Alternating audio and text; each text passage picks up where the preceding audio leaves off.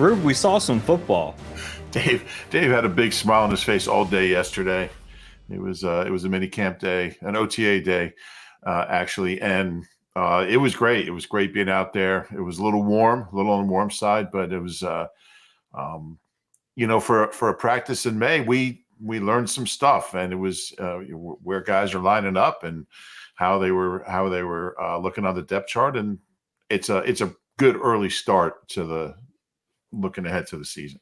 Yeah, a little training camp practice for us, really getting out there and remembering what it's like to observe and take notes and talk about it. That's what we're going to do today on the Eagle Eye Podcast, presented by Nissan, Reuben Frank, Dave Zangaro.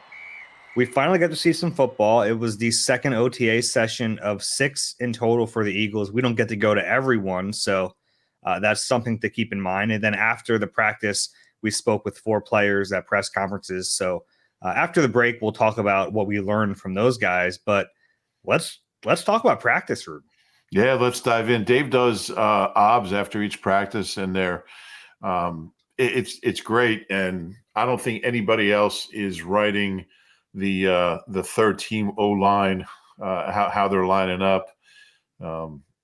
I think that might be the only reference in Philadelphia media history to Lakin Valakahai, right? So I think it's Vakalehi. So if you want exhaustive observations and deep depth chart notes, which I think a lot of people really enjoy, check out Dave's obs. Well, thank you. That's very nice of you. It's fun. I enjoy it. I wish we were there for every OTA practice, because not only, like, selfishly do I like covering it, but I think it gives us a fuller scope of what's actually happening. And that's kind of one of the big caveats here, is that we're only at 1 out of the first 3 practices and 1 out of the next 3. So we're not seeing everything, but we can tell you what we did see. Yeah, and it could be that this is the one day where they're going to try, well, let's look at him over here, and the other days they don't. So we don't know that. But yeah, we do get certainly a bigger glimpse of how things look than we would if we weren't there. Sure. You want to just go through? Let's start with attendance. And look, this is a voluntary OTA. Everything is voluntary up until the mandatory camp, June 4th to June 6th. But Eagles have had good attendance, and they had good attendance on this day. Yeah, and it's totally normal to have veterans not there for a day, for a couple days. There's nothing unusual about it. It's not a negative. Guys have things to do. They have their kids' games and ballet rehearsals, ballet performances, like Carrie Williams had his sconces being delivered. So it's and in a way it's good, because you get to see guys maybe working with the ones who wouldn't otherwise. So it's not a negative. It's just kind of, you're not going to have everybody there every day. Yeah, and it's also important to note who wasn't there, because that certainly changes the conversation around the depth chart and like who was out there running with the ones, especially with some of these guys. So it's important to note. So here are the guys who were not at the practice for whatever reason. Lane Johnson, not a surprise there. Devontae Smith, I don't think you have to worry about him. Josh Sweat, he's a veteran coming off a bad end of his season last year, but he's been doing this for a long time. After that, I guess they're a little questionable. James Bradbury, not there. Let's take a pause there and talk about that one a little bit. What did you make of him not being there? Yeah, it was probably a little surprising. If you're James Bradbury, you might want to do everything you can to, especially with these 2 young corners coming in, to hold your ground. It could be more than that. Slay kind of seemed to reference that he had been there, but I wasn't really clear on whether he practiced or not earlier. But it was a little surprising to me that Bradbury wasn't there. And if he's not there next week when we're down there, then start to wonder what's happening. I wasn't too surprised. I think this might be like it's probably best for both sides, if we're going to move on at some point, to just, why come to a voluntary practice? Yeah, and that falls into do we have enough to kind of decide whether that's what's happening here? We don't, but I mean, Slay was asked if Bradbury had been there, and he kind of he didn't hear the question, he didn't really answer it. But yeah, like if he's there today and we won't know that, then I mean, but I do kind of sense what you're saying, and I kind of feel like that's the case. I think there's a pretty good chance that decision's already been made. That look, we're going to try to move you, so it's not going to benefit anyone for you to be there. But I don't know that that's the case, but it kind of seems that way. Yeah, and we'll find out more. We'll be at one practice next week, and then the following week is the mandatory camp, and that's where things really get interesting if he's not there. Yeah. Because if it's his decision, then you can start to get fined at mandatory camp. But with him, like I kind of get the feeling this might be worked out. Yeah, I agree, and I mean I could see them. Look, Bradbury's not here; it's excused. Period. And that's all we were told, but. I wouldn't be surprised at all if we don't see him again. Yeah. The other guys who weren't there, Keely Ringo, it's voluntary, but I'm sure for him it would make sense if it was some kind of an excused absence. CJ Uzama, I'd like to see him out there on the field. I think he has a good shot to be tight end too. And then Jake Elliott wasn't there. The other two specialists were, but I guess if you're not kicking that day, it doesn't really make sense to have Jake out there. Yeah, I think he'll be okay. Yeah, I think so. Like it is funny though to think about a kicker being like, I'm not gonna, and I'm sure it's like coordinated with the team, but it's much funnier to me to think about a kicker being like, I'm not going to voluntary practices. Yeah, he's probably got a golf tournament to play and a tennis tournament, maybe a ping pong tournament. He's got a lot of other things going on. One of my favorite specialist stories that I can remember was it was one year where Dorenbos was like firmly entrenched in the long snapper job, and they brought in some poor kid to compete with him, really just to take some of the work off his shoulders in training camp. And it was after a training camp practice, and I look over and Dorenbos is like signing and taking photos with fans. He's doing magic. Like he's having a blast. I look over and this poor kid is long snapping into the goalpost, like with a bag of balls next to him. And then he happened to glance over and see Dorenbos, and I think it was that moment he realized that he didn't have much of a shot. Yeah, Dorenbos, he got the most out of practice.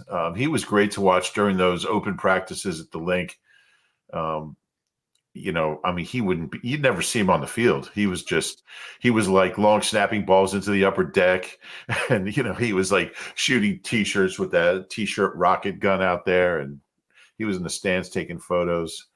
But yeah, when it came time to actually long snap, he was as good as anyone. He was. All right. A few injuries to note in this one. Sidney Brown was out there. He did some work on a side field before practice, and then it was kind of fun to watch him during practice. He wasn't participating, but he was standing about 40 yards behind the play, just going through mental reps. Like he was very into it. Yeah, and we were standing there, I think, when he ran onto the field. And I mean, that got my attention. He looked fluid. He looked fast. He ran from the double doors where the players come out. I wouldn't say he was sprinting, but he was running at a pretty good clip all the way across that field. And I mean, he looked great. I don't want to get carried away, but I was doing the math in my head thinking, man, maybe by opening day, I mean, if he can be back like by even if it's not the beginning of training camp, a couple weeks in, he's got a chance to play, and they could certainly use him. I mean, I looked at you when he ran by us, and I was like, oh my God, he looks incredible. And again, it's just running. There's a lot more to do, but I mean, he didn't have any kind of brace on that I noticed. He had a sleeve on that leg. He had a sleeve, yeah, but I thought he looked great. Yeah, and I remember like clean out day, he told me my plan is to be back by training camp. And I was like, I don't know about that, man. And I still don't know about that, but right. It seems like he is progressing quite nicely. Yeah, certainly better to see him like that than, walking out on the field or limping out there. I mean, you can tell a lot by the way a guy runs, and just, is he favoring anything? Is he, You know, is it his normal gait, his normal stride? And I thought he looked fluid and fast and certainly on the right track. Yeah, we saw him just kind of jog in a straight line, though. Didn't see any lateral movement, which Right. is the big step after that.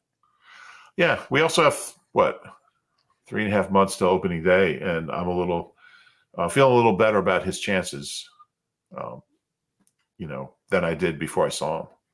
Sure. A few guys were practicing, but not full participants. Zach McPherson coming back from that Achilles. Nakobe Dean coming back from the foot injury. Anaya Smith, who had the stress fracture discovered at the combine. Really, I was hoping to see him be a full go. He was not. So those three were not full participants. They were doing a little bit. They did some individual. And then Eli Ricks early in the session looked like he got hurt. Don't know exactly what it was, but he came back out without a helmet. So when we talk about the cornerback depth chart in a little bit, he wasn't there either. Yeah, it was very early. I mean, I think it was before they did any 7-on-7s. I think it was right the very first few individuals. So, yeah, we'll see. It didn't look super serious. He was walking on his own and went into the medical tent. Could have been a little twinge, a little hammy, but we'll see. Yeah. All right, let's talk about some depth chart stuff, and we'll start with offense, and then we'll go to defense. No Lane Johnson for this practice, but Mekhi Becton out there at right tackle, and it's only 7-on-7s on the one field, so we're watching the O-line specific drills. But it was Mekhi Becton at right tackle, and then the second team left tackle was Fred Johnson. Yeah, and I think it was right around the same time we were standing there, and you just said, "Man, he's big," and I knew exactly who you're talking about because, yeah, Becton is he's a beast. I mean, he's a huge dude, and it's the first time we've had a chance to see him. I guess we saw him at joint practices, but we certainly weren't looking for him up at Florham Park. But he's huge, and yeah, it was good to see him out there. It's an interesting pickup, and yeah, I mean he's going to be well. I mean, we'll see what happens with left tackle, but I would kind of think he's going to be backing up both. Yeah, I think that's probably fair, and it was intriguing to me to see him at right tackle because earlier in his career that was kind of a thing, is that he was a left tackle only. But when you look at this team and you have 33-year-old Lane Johnson, I think there's a good chance that he's going to miss some time this year. So getting Becton ready to play that side is important. And in a way, like you talked about, sometimes it's a good thing if a veteran's not there at OTAs. Like this could be one of those moments because you're getting Mekhi Becton some reps out there because they might need him to play that position a little bit this year. Yeah, and that's kind of who I was thinking about when I said that. I mean, I think it's, Lane certainly doesn't need to work, and Becton does. So, he gets to work next to the guy who I don't want to say likely, but I guess is most likely to be the right guard in Tyler Steen, and they get to get some reps together. Yeah, we should mention that even though we expected that, Tyler Steen was working with the first team at right guard. From left to right, it was Mailata, Landon Dickerson, Cam Jurgens, Tyler Steen, Mekhi Becton. What do you think about this right guard position? Do you think it's just Tyler Steen until, if it's Tyler Steen, great, and if he slips up, then they finally make a move? I don't think this is a true competition. I don't either. And I think the fact that they brought him in to talk to us, you can always tell, like, one of the PR guys, and I don't know this, but I'm guessing that they're like, "Hey, Stout, we're thinking of bringing Tyler Steen in. Is he kind of in the lead for that right guard?" And it's like, "Oh yeah." And they wouldn't bring him in if there was. I just think that's how they do things. They wouldn't bring him in on the first day to talk to us if the plan was. It could be part of building up his confidence and making him think like he's the guy, which is a big part of the battle. But we did talk to him, and we'll get to that. But I think he's the right guard unless he really struggles. Yeah, and I think it's also important to note that Matt Hennessy was the second team right guard. So if there is someone who's going to challenge him for that job, I think Hennessy is the guy who makes sense. Yeah. And I thought it was notable that he was, and look, like we mentioned, that this could change tomorrow and we're not there, but having him as a second string right guard instead of second string center, even though he's probably the backup at multiple spots on the interior, it makes me think that if there's any Tyler Steen slip up, then Matt Hennessy is the guy. Yeah, because he hasn't really played right guard. So get him as many reps at right guard. He's played center and left guard. So get him as many reps as you can at right guard. He needs them more than he needs the reps anywhere else. Mm-hmm. So it kind of makes sense.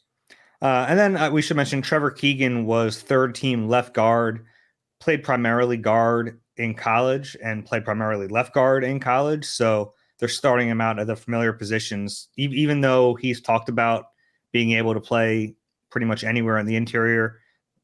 They're starting him out third team left guard, and third team center is Dylan McMahon. And we saw this all day, and this is kind of a Sirianni thing, especially early. He's not going to put rookies out there with the first team. They're just not going to do it. Yeah, and Brett Toth was the second team center. Mm-hmm.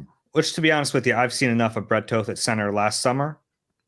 Yeah, I mean, he's not going to be the second team center, but that just goes into, I mean, at some point we'll see the rookies move up into, or at least one of them to move up to second team center, but they're going to put the veteran out there with the second team. The rest of the offensive depth chart, no Devontae Smith. So it was AJ Brown. It was Joseph Ngata and Paris Campbell.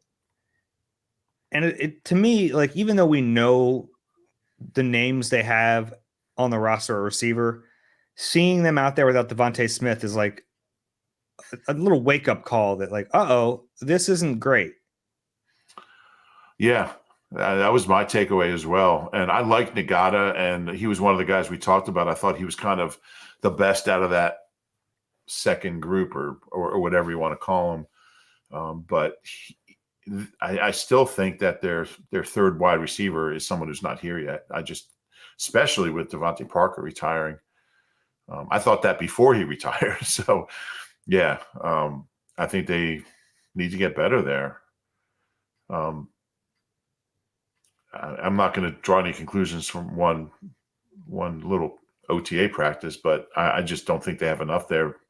If they really do lose an AJ or a Devontae for a week or a couple weeks, I just don't like what they have. Yeah, and that was the appeal of Devontae Parker. Just in terms of right now, he would probably be their third best receiver. Yeah. And you're just missing that. And I thought it was notable how much we saw AJ Brown work from the slot in this practice. And that could have you could have used Devontae Parker. He could have been the outside receiver. You have AJ inside. That's kind of natural, because I do think using AJ Brown inside this year and Devontae Smith inside is going to be a big part of this offense. Yeah, I agree. And they just don't have that guy to put outside when one of those guys goes inside. So, look, maybe Joseph Ngata can win a spot, or Paris Campbell, but I don't expect that to happen. We saw Britton Covey catch a go route. Yeah, he got some work out there on offense. He catches it. He's fast. Yeah. I maybe at some point they'll give him a chance to actually move up the depth chart a little bit at receiver. I'm skeptical of that, but it could happen at some point. And Anais Smith was not practicing either, so Right. It would be interesting to see where he fits in that equation. I look at Britton. Yeah, I look at Britton Covey as a guy who, like, in year 5, we'll find out he's a pretty good receiver. He's like a TJ McConnell of the Eagles. Okay. I don't know. Defensive depth chart. Kind of surprising to me, and I still don't know if I really get it, but without Nakobe Dean, it was Zach Bond in there at linebacker next to Devin White with the first team. That was a little surprising. Yeah, I thought, I mean, I guess, again, you're going with experience there over I thought even a guy like Brandon Smith or Ben Van Sumeren, Well, I have Oren Burks, who's the veteran. or Oren Burks, he was with the second team. But yeah, I did not expect Zach Bond to be out there. But again, it could be a deal where they're just going to be rotating guys on different days, and we don't know that. But it was a little surprising. Well, the surprising thing to me, and it shouldn't be, because when we asked Vic Fangio about linebacker, the first name he mentioned was Zach Bond. But it's still like, when they signed Zach Bond, the whole thing was that this guy has some juice off the edge as a rusher. And it wasn't until New Orleans let him play on the edge that we finally saw a spark from him. Like, they tried to play him at off-ball linebacker for 3 years, and it didn't work. So he even comes here and he's like, yeah, like he was excited about getting a chance to rush the passer, and now he's just an off-ball linebacker. I don't get it. And maybe Vic obviously has some vision and sees him being able to play off-ball, but I don't know, like, it didn't work in New Orleans. You brought in other guys to play off-ball. I thought he was going to have like a specific role in this defense, kind of like the Andrew Van Ginkel role from Miami last year, and it doesn't seem like that's the plan right now. Yeah, right now, I mean, he obviously has some sort of comfort level with Zach Bond and sees something in him. I just can't imagine that's going to be a long-term thing. I don't know. This feels like a very early version of Justin Evans to me, where I'm like, I don't get it. Yeah. And then they end up playing the guy. Yeah. I mean, that was different just because, I mean, I think if you have a healthy Justin Evans for 17 games, he's okay. He's physical and he's around the ball. But I mean, to me, that's different just because that wasn't really a positional thing. It was just, he's always hurt. He's always hurt, and he's just not going to last. But yeah, it does seem like that. But I mean, we'll see what happens. Hopefully Nakobe can get back out there. I mean, he's been saying he's close for quite a while. So be interesting to see what happens when he's 100%. I don't know when that'll be. I don't either. It's a big year for Nakobe, obviously. I mean, it kind of running out of chances a little bit. I keep hearing all this stuff that like he has this long like laundry list of injuries, and it's not really the case. There are questions about his durability just because of his size. And he had a few like pre-draft injuries, but it wasn't like he missed. He was pretty durable at Georgia. So I don't think he ever missed a practice at Georgia, he said. Yeah. So, I think that narrative has kind of gotten skewed a little bit, but I mean, certainly after last year, I understand it. Yeah. I mean, guys do get hurt, so he's just got to prove that he's not a guy that always gets hurt. I'm hoping he'll be out on the field next week when we're down there, and certainly by the June practices. Yeah, I hope so. It'd be good to see him and see what he has physically, like running around after pretty significant injuries last year. Yeah. So, and again, just we didn't talk to Nick yesterday, so he wouldn't have answered these questions anyway about injuries. He would just say, guys, getting better. I don't know. We probably won't talk to Nick till I would guess the June practices. Yeah, I believe so. Yeah, I think that's the plan. But yeah, I mean, you can learn as much with your two eyes, seeing what's out there and what guys are doing. So, yeah, Nakobe's got to get back soon. At cornerback, Slay on the left side. They started off with Avonte Maddox as the nickel. And then on the right side, this was a little bit of a surprise. Isaiah Rodgers. Yeah. And I thought he looked pretty good. I did too, for not playing football for a year. Yeah. I got to say, I mean, again, you don't want to get too carried away with one practice in May, but the biggest surprise for me was Isaiah Rodgers and just how comfortable he looked, how confident he looked. I mean, he was really sticky in coverage. He had a lot of juice. He had a lot of energy, which you would expect from a guy who hasn't played for 15 months. He was chatty. He just really fit in. I really like what I saw from him. Yeah, and look, with him with the first team, I wouldn't get too carried away with that because no Bradbury, no Eli Ricks, no Keely Ringo, and Quinyon Mitchell, who we'll talk about. They're just not going to put a rookie out there the second day of OTAs with the starters. They just don't do that. So I I wouldn't make too much of the fact that he was with the first team, but notable that he was above Josh Jobe, and maybe that was a side of the field thing for the most part. Like they kept their guys to the sides yesterday, so it was like Jobe was on the left and Rodgers was on the right, so maybe that played a role too. But I thought you're right. Like Rodgers, to me, looked good. Didn't look like a guy who hadn't played football in a year. Yeah, I would agree with that. And I want to see more of them. And yeah, once all the corners are here, or all the corners that are going to be here are here, we'll see how they line up. And I like Healy. I thought he did some good things last year, and even Ricks did some good things. But I was impressed with Rodgers, especially considering he hasn't. I mean, not only did he not play, like it's not like he was hurt and he was in the building and he was in meetings. I mean, he wasn't even at the facility. He was away from the game from the time he was suspended until he got cleared, a few weeks ago. So we haven't talked to him yet. I think we're going to talk to him next week. I think that's the plan. I can't wait for that conversation because he's been through a lot over the last year. Yeah, no question about that. At safety, CJ Gardner-Johnson and Reed Blankenship, no surprises there. It was fun to see CJ in a full practice in spring because he got there so late back in 22 that like we didn't have a full spring or full training camp with CJ. And we know that he's a talker, but you get to see it throughout an entire practice. Yeah, he doesn't stop. He's fun. He's fun player to watch, fun person to be around. It's good to have him back. He's going to help so much. Yeah, I think so. All right, so that was the first team. Second team, here's where the rookies come in, and this is kind of what everyone wanted to see. Quinyon Mitchell lined up at right cornerback. Cooper DeJean already, he lines up at first with the second team defense at nickel, and then he ended up taking snaps at outside cornerback with the third team.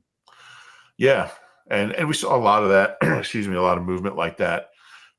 Mitchell first. I mean, he made some plays. I like what I saw from him. I thought he really flashed and didn't back down. I mean, he's out there on some I mean, Devontae wasn't there. He was. I didn't see him take any reps with AJ. AJ was mostly working out of the slot in this practice. Yeah, he got a lot of Jacob Harris. Yeah, he did. He did. But just the way he moved, and just you didn't see him again. The usual caveats, but I thought he looked good. I thought it was a good start for him. He's a really confident kid. Very fluid the way he moves and runs.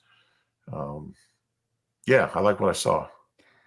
Yeah, and sometimes it's tough to tell like how good a player is in these practices, but sometimes you can tell how bad they are, right? Like sometimes there are guys who just don't look like they belong, and he looks like he belongs, right? He looks sure.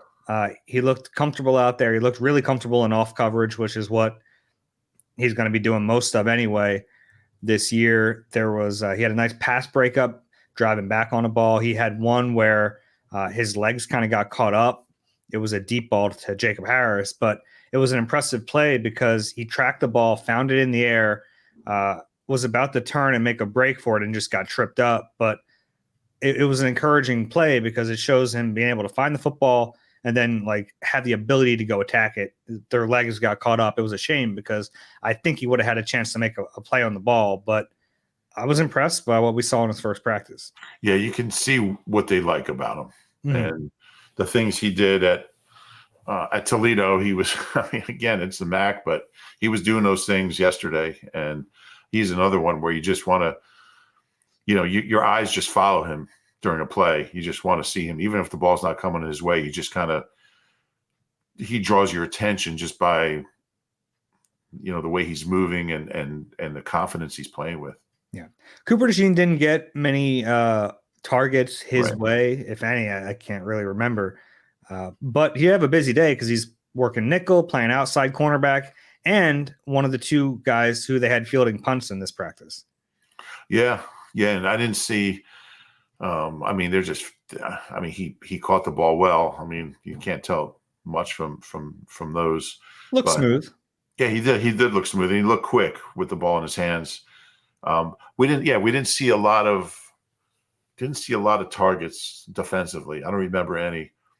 That'll come. But yeah, just the fact that they feel confident enough in him to take a look at him in the slot and outside, which is something Fangio said he wouldn't, he wanted to bring guys slowly and give him one position. But the fact that,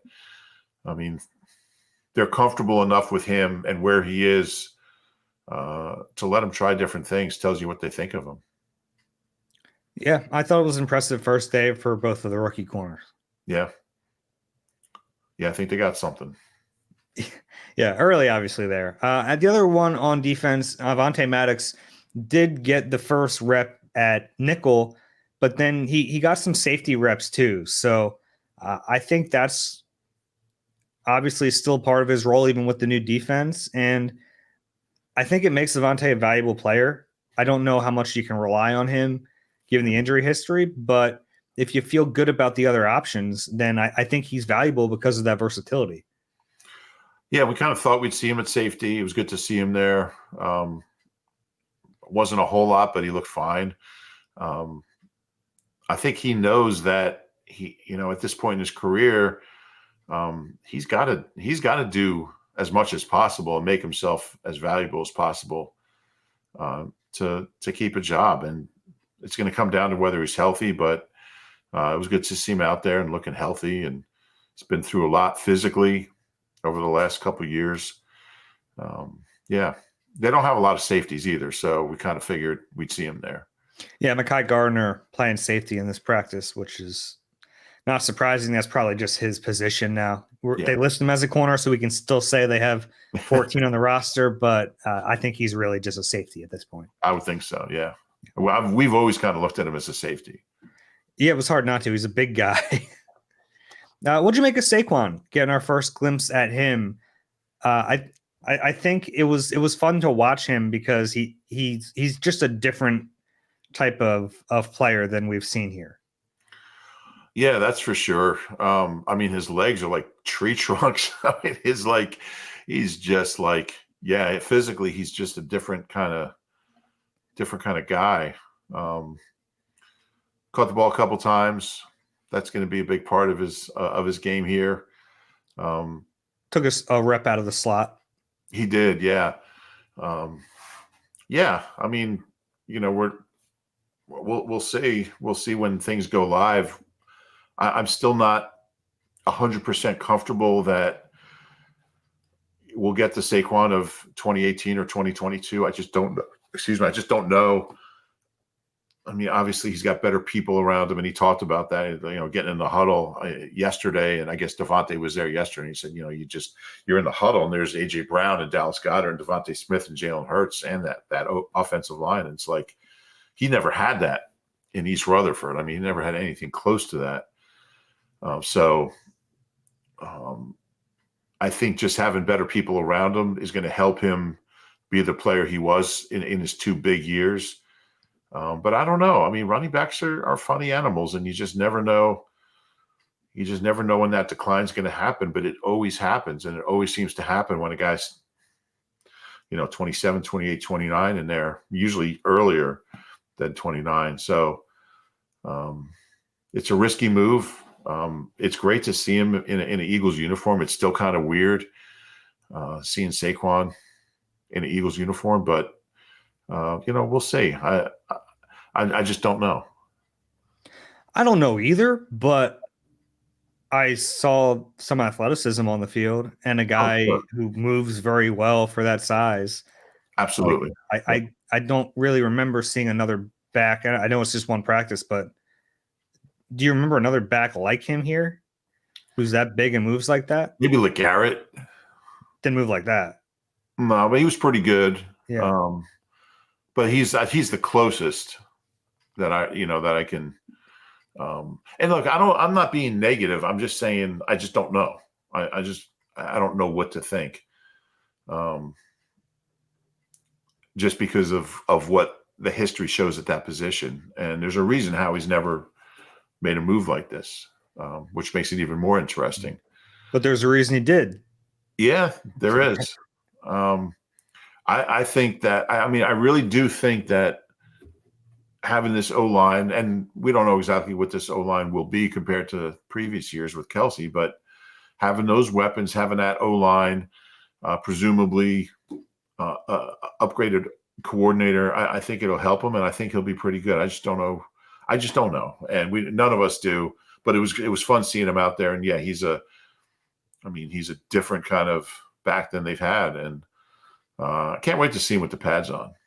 Yeah, and he just looks so much bigger next to like a Kenny Gainwell. It's just funny that they play the same position. That's true. Can we talk about some physical makeups of guys? Because like seeing him, it really kind of hit me. Becton obviously being next, watching him stand next to Jordan Mailata was funny because normally Mailata just dwarfs everyone, and that was not the case here. Even though Mailata's like lower body, like his legs are bigger than Becton. Right. I thought Paris Campbell was better built than I expected. Unusual build, yeah. Right? Like I was thinking in my head, like, because you hear speedy slot, and look, I've seen him play, but I haven't really like taken that. It's different when you see him up close. Yeah. I was kind of expecting like a Quez Watkins like frame, like kind of really slender, but he wasn't. Like he's the power comes from the legs with him. Yeah, his legs are pretty solid, and I was a little surprised as well, just the way he looked. Couldn't tell much about him, he got a lot of snaps, caught a couple balls. I don't remember. I thought he looked pretty good. Him and Isaiah Rodgers had some good battles. Yeah, I don't remember any bad snaps for Paris, so that was a good start. But apparently this is the thing with Paris Campbell. Like at his other stops, he looks good in spring and summer, and then the season comes. And so I don't know if there's anything he can do in spring and summer to really convince everyone. But, you start to stack some good days, and it'll make you feel like maybe he can be a real contributor. Yeah. Yeah, I'm not there yet, but it was a good start. Yeah, I don't think any of us are there yet. It was one spring practice for an hour and 10 minutes. But Jalix Hunt, look, you're not seeing much from these guys in 707s other than the overhang guys dropping in coverage. In one particular, I was watching AJ Brown in the slot, and lined up across from him was Brandon Graham. And I was thinking, this isn't helping anyone right now. What are we doing? But Jalix Hunt and me and Barrett Brooks were standing next to each other, and we both saw it at the same time. We're like, man, he's got a high waist. This kid's all legs. Just an unusual build. Yeah. Yeah, like that praying mantis look. Yeah, I mean, his butt was like in the sky. Unbelievable. It was so high. I don't understand it. Yeah. His butt was in the sky. Yeah. High-waisted. I might not have phrased it that way, but yeah. I wouldn't have either if I could go back 10 seconds. But yeah, it was that was interesting. He's a different looking guy.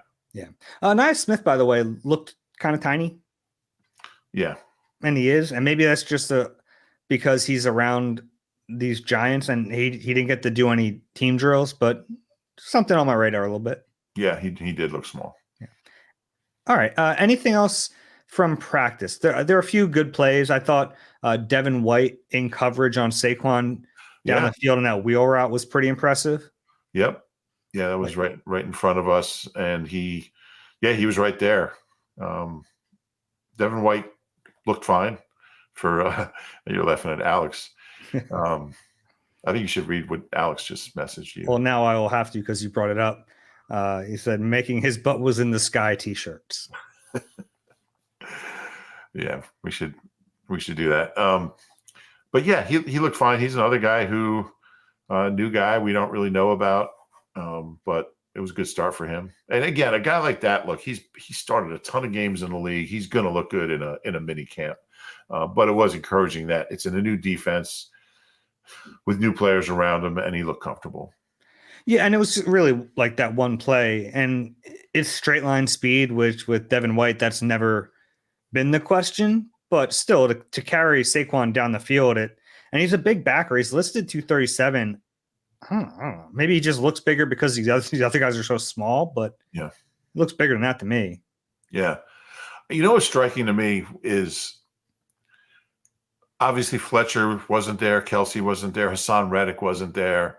You know, these are guys that, gosh, made a total of 14 Pro Bowls for this team, 2 all-timers, and just the way it just keeps going. You know, there's like everybody's moved on.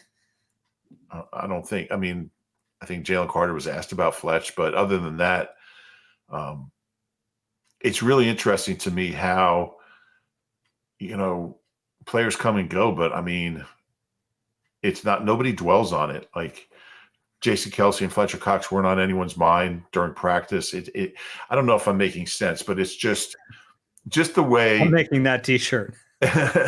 just the way things keep rolling on, no matter what happens. You know, no matter how bad last year finished, no matter who retires, no matter who signs elsewhere or gets traded, you come out in May and, you know, the sun is shining and Jalen Hurts is out there spinning it. And, you know, you still have a pretty good team.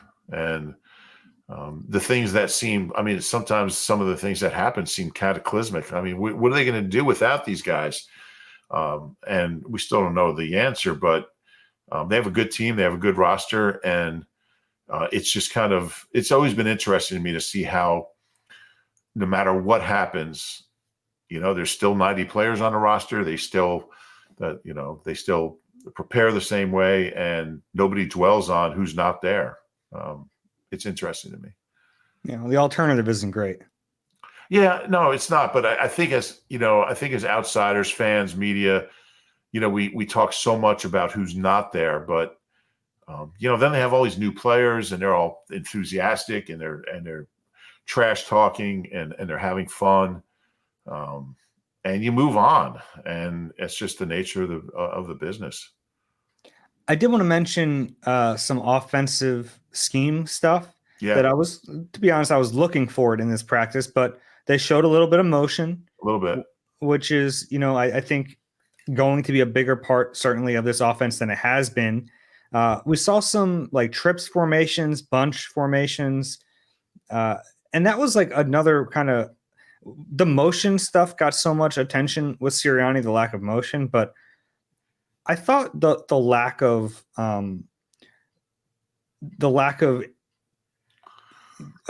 unusual sets wasn't great either. It was all just like 2x2 for the most part. So seeing them in some trips, seeing them with a little bit more bunch, and I think that's like a Kellen Moore influence as well. Yeah, I mean, I think it was just it turned into a really static offense, and one little practice in May doesn't tell us a lot, but just the fact that we saw AJ in motion, it was like, wow, you know, look at that. I haven't seen that in a while. And they did it. I mean, they did it occasionally previously, but they did it to the lowest rate in the league, but they still did it on occasion. But I think you're right. I think we're going to see just a much more dynamic offense when it comes to sets and pre-snap, everything pre-snap. And I think we got a little taste of that yesterday. Yeah, a few good plays. I mentioned a Devin White one. I thought maybe the play of the day was Tanner McKee to EJ Jenkins, the tight end. Yeah. Up the seam. It was Trotter kind of trailing coverage. Nothing he could really do. It was a pretty pass from Tanner McKee, who's the third string quarterback. Yeah. Yeah, Pickett made a couple nice throws too. Yeah, I thought all the quarterbacks were good. I thought Pickett was kind of slinging it out there a little bit. I thought Jalen had like a quiet day, but nothing to worry about there. I don't know. What do you make of the glove for Pickett? We know he's got these tiny hands. There's just something aesthetically not pleasing to me about a quarterback wearing a glove on his throwing hand in May. Yeah, I knew that was going to bother you too. Whatever works for him. It is kind of weird, but works for him. And I mean, I thought he zipped it pretty good. Wasn't that him on the last snap?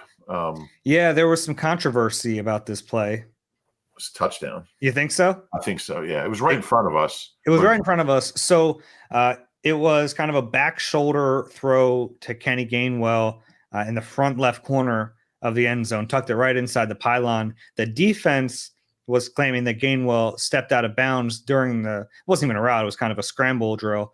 They said he stepped out and did not get back in to establish himself before the catch, which if he stepped out, he probably did not reestablish.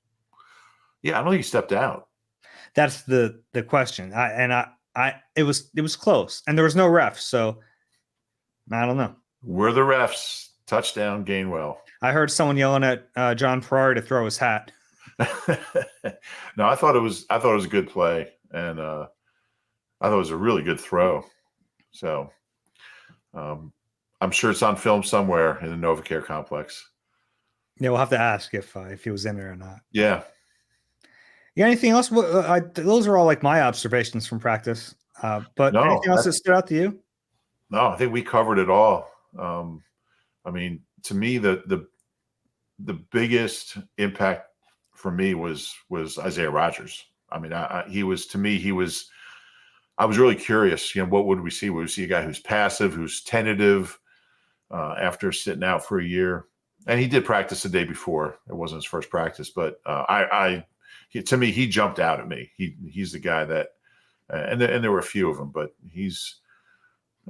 I thought that was really interesting. But yeah, if you were doing a stock up, stock down on day one, which would be sick. Yeah, he'd be a stock up. He would. I thought Paris Campbell too kind of stuck out to me. Got some expanded time out there, obviously without Devontae Smith, but he'd probably be out there anyway because right now he's their third receiver. But he looked fine to me. Yeah. But like you said, that's never been the issue. Yeah. We got a glimpse at the new coordinators. We did. Both wearing Kelly green. You like that? I don't know. That was something. Vic Fangio in a hoodie. I'm surprised that wasn't there was a lot of hoodies. It was like 90 out there. It was hot. The equipment guys are wearing hoodies. I don't know. Sometimes I like a thin hoodie in the hot sun. Yeah. Keep the sun off you a little bit. Yeah. Yeah, I'm fine with like a light long sleeve shirt on a really hot day. Nick Sirianni out there coaching up. I saw him really good after Johnny Wilson on one. Yeah, he's still the coach. Yeah, and it's like he's still fiery, right? Like there was a big question about whether he'd be back, but he was getting after it on day one or day two. Yeah, and I think he might have been a little fired up because that judge ruled in his favor. Did you follow that case about the? I read about it briefly. I don't know all the details. Yeah, I'm not going to get into the details, but he got good news as far as, I guess, a deposit on a house that he and his wife ended up not buying in Morristown when they first moved here. So he had a little extra pride in his stride. Big legal victory. There we go. All right, let's take a break, and we will wrap up the pile on the other side with some takeaways from the press conferences after. You deserve a car that thrills you, a car that puts goosebumps on your goosebumps. At Nissan, we got everything from turbocharged SUVs to 100% electric vehicles that'll make your heart beat faster. Experience the thrill for yourself and shop your local Nissan store at nissanusa.com today. Celebrity cook Steve Martorano brings his Italian-American cooking back home to Philly. Enjoy Martorano's Prime at Rivers Casino and Steve's famous meatballs with Sunday gravy, prime steaks, and more. Make reservations at Martorano's Prime on Open Table. After practice, we go in the auditorium. We're waiting. They bring in 4 players for us to talk to. We'll just go in order. Tell me what you learned or what stood out to you from each of them. Jalen Carter. Yeah. Accountable. Was disappointed in the way last year went after the hot start and isn't shying away from that. But, it's one thing to say it. He's got to do it. He's got to be a more consistent player.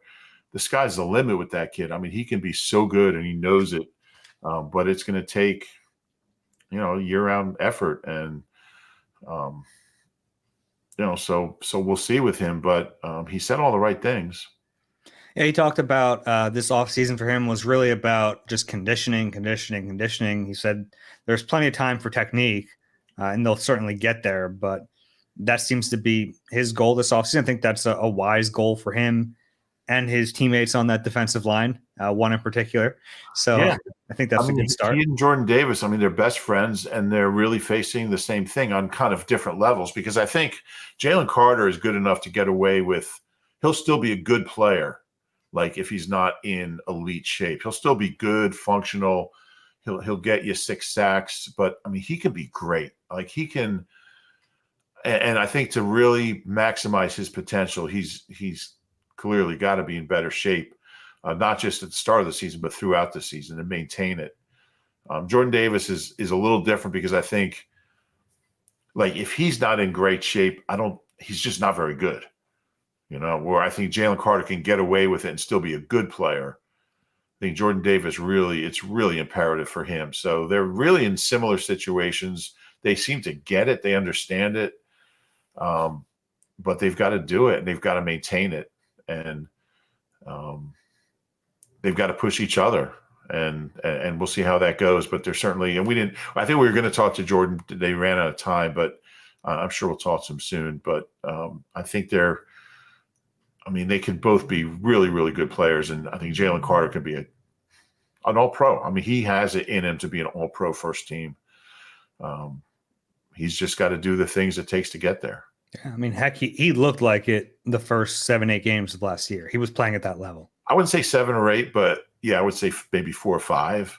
Okay. I thought he started to – no, I think it was about a month, and then he started to drop off a little bit. I'm not being pedantic, but yeah, the way the season started for him, it was, I don't know if I've ever seen a rookie on either side of the ball play that well to start his career. Yeah. He talked about Vic Fangio a little bit. Seems to really like him. I thought that was kind of fun. He mentioned he's like an old school coach, but he gets along great with an old school coach. Yeah, and I think I asked him about that. What do you like about having an old school coach? And he says, I come from a town that's an old school town, is a little town, and hard work is what it's built on, and he likes getting coached hard. And it was good to hear that. I don't really know. You never know. And like, we hear stories about some of the guys in Miami, and it sounds like there were some guys who were a little on the soft side who didn't like the way he coached. And you never know how that's going to go with an old school guy like Vic. Some guys haven't been pushed. They haven't been yelled at like that. They've been coddled. But Jalen Carter embraces it, and that was good to hear. Yeah, he embraces it in May. I think that's also fair. We'll see. And after 13 days of training camp. Yeah. But yeah, I thought that was he made sure to let us know that he really likes the style so far. Yeah, I like that. It was good to hear that. Mm-hmm. After that, Saquon Barkley. You mentioned the one I thought the most interesting thing he said was about just going into the huddle, looking around and seeing all these great skill players with him. It's something he hasn't had before. No, that's got to be eye-opening for him. And in theory, it should help him be a better player, because the focus won't be on stopping. Teams aren't going to sit down and game plan for the Eagles and say, how do we stop Saquon Barkley? With the Giants, you did. With the Eagles, it's always going to be AJ and then Devontae. So, yeah. It was. Now, other than that, there wasn't a whole lot from him. There's not a lot for him to say. Been golfing quite a bit. I'm sorry? Been golfing quite a bit. He's been golfing. That was pretty funny. Yeah, he talked about golf a lot. Who's good, who's not good. Yeah. Who did he congratulate for just breaking under 100 breaking 100 for the first time? Kenny Pickett, who apparently just picked up the sport. So yeah. Yeah, congratulations, Kenny broke 100. And everyone was laughing. He's like, no, he just started. Yeah. I wanted to ask you about Kenny Gainwell and just that dynamic. Boston's gone, Rashad Penny's gone. Gainwell's the only main running back who played last year who's still here.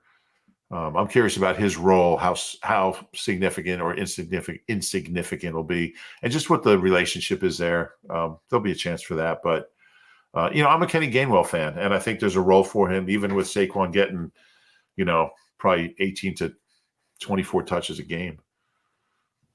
Yeah, I think there will be a role. I think it'll be a limited role, but even we saw on the one play where Saquon worked out of the slot, Gainwell was in the backfield. So Yeah. a chance for some of those looks, some 21 personnel on occasion, certainly. Yeah.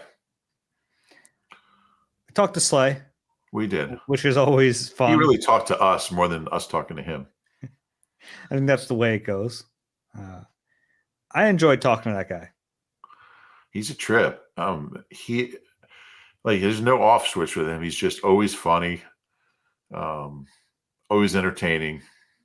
Like, even if you don't have any questions, like you just ask him stuff just to get him talking. Like, it's great. He was pretty serious about the young corners and his role in helping them, come along and learn to be pros, and how to handle just the transition from college to the NFL. And it's something he's talked a lot about, how the guys in Detroit helped him along with that when he was a young player. And he sees it as a big part of his responsibility. And he said Bradbury does too, which was interesting. So he's big on that. He's always been big on that. He knows those guys are here to replace them. He made a little joke about that. It's always great to hear from Slay. It has been cool hearing him just openly say that he's not going to play for much longer, and he knows these guys are here to replace him, and he's fine with it. He was even asked, how much longer are you going to do this, and not many years left. Yeah, I think that's realistic. He's a 33-year-old cornerback. Yeah. He also said he still thinks he's the fastest guy on the team at 33. He's apparently been racing his teammates already. And he said he hasn't lost yet. He didn't tell us who he beat. Who did he say wants to race him? Was it Isaiah Rodgers? Yeah. I think I'll take Slay in that one. And the significant thing was he talked about how much he was hurting last year with that knee. I think he said he got it. I don't know if he got scoped, or I think he got scoped after the season. Well, he got a scope during the season. Got a scope, but I think he got another procedure after the season. I think he mentioned. He did get a scope during the season. That's right. But he said it was really bad. He said, but what did he say? Well, we're a better team with me at 60% than anyone else, which is probably true last year. Maybe not this year. But he was not healthy last year, and probably played pretty well considering what he was going through. But yeah, he talked about, look, he's got kids. He talked about his daughter. What is his daughter active in? Is it track? Track. And he's a track dad now. So I can't believe you didn't remember that. Appreciate that. I thought you would have known her PRs already. I do, but I'm not going to bore you with them.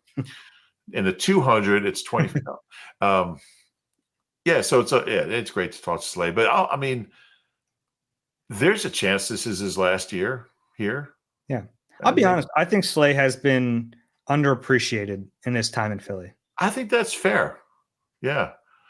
I think he's up there in that conversation with Eric Allen and Troy Vincent, the best, one of the best corners in Eagles history. I really believe that. And I'm not sure why he's not looked at that way. Yeah, it's fair to say he hasn't been like one of the best receivers in the league. Like, there have been other guys who are better, corners. But he's been really good, and he's the best corner we've seen here in a long time, since Asante. Yeah. I think the thing that sets, for me, Eric Allen and Troy Vincent apart is just how they supported the run and how they were all around players. Slay can give you effort against the run, which Asante openly bragged that he didn't do. He had no interest in tackling anyone. But yeah, they've had some pretty good corners here over the years. Slay, five Pro Bowls as an Eagle, I believe. 3. 3 is an Eagle, 2 is a Lion. Yeah, my bad. I think 3 is a Lion. I think he's up to 6. Is he up to 6? Yeah. Yeah, 3 in Detroit, and then the last 3 in Philly. So 3 of his 4 years here, he's been a Pro Bowler. Yeah, he's a fun player, and I think he's still really good. It's going to be fun to see how cornerback shapes up. They have so much more talent than they had when you think about it. Like like when last year started, Keeley wasn't even playing yet, for like most of the year. But like if their best corners are the two rookies, Slay and Isaiah Rodgers, only one of those guys was here last year. And if you want to put Keeley in that mix, he wasn't even playing early in the year. So yeah, to me, corner is the most interesting, intriguing position on the roster. Just how it's all going to play out. Yeah, I agree with that. Yeah. The last guy we talked to was Tyler Steen, right guard Tyler Steen. And I thought the best answer from him came from your question about his start last year against Dallas. Yeah, he played the one game against Dallas at right guard, and they won. He obviously was going up against Micah and some other pretty good guys, but he said he was disappointed in it. And the Eagles said how well he played, and for his first start. And you think about, look, it's his first start. He hadn't even played any reps. I think he had played the week before. He played like 6 snaps, and that was it. So considering the circumstances, he hung in there. But he said he was disappointed. He said, "I want to prove I'm a better player than that. I didn't play the way I expected to or I hoped to, and I like that accountability." I was curious how he'd answer that, and I liked his answer. And he's kind of said about, and look, the big jump is from year 1 to year 2, and that's what we're seeing with him.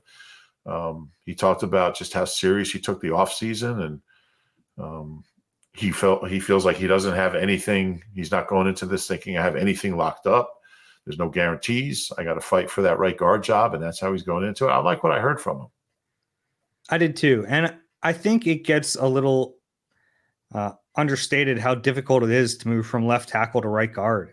It's a big transition. And I think sometimes when you look at players in the draft and think, okay, he has this body type, yeah, he's going to be able to just make that transition in the league. And it's just not always that easy. Like, it can take a little while sometimes for a guy to feel comfortable in his new position.